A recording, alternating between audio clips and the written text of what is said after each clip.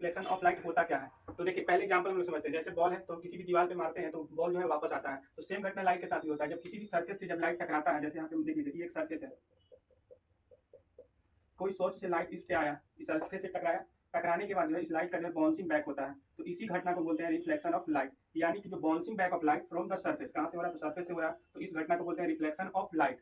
अब हम लोग इसमें कुछ टर्म पढ़ने के लिए वो टर्म समझते हैं। तो सबसे पहले तो जो रे सरफेस पे फॉल करता है, गिरता है, इस रे को बोलते हैं इंसिडेंट रे। जो टकराने के बाद दूसरे डायरेक्शन में जाता है, इस रे को बोलते हैं रिफ्लेक्टेड रे। और जो एक लाइन होता है, जो इमेजिनरी लाइन है, जो कि सरफेस के परपेंडिकुलर होता है, इस इमेजिनरी लाइन को बोलते हैं नॉर्मल लाइन। अब लॉ ऑफ रिफ्लेक्शन समझते हैं। तो देखिए लॉ ऑफ रिफ्लेक्शन में दो लॉ पढ़ने के लिए, सबसे पहला लॉ है कि incident ray, reflected ray, normal and point of incidence all lie on same plane. जितने भी सभी चीजें वो सब एक प्लेन में लाई करेगा। यानी यही लिखा है incident ray, reflected ray and normal all lie on same plane, जितने भी है वो सब एक प्लेन में लाई करेगा।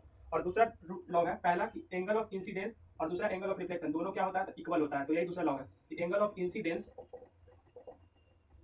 Is equal to angle of reflection. तो दो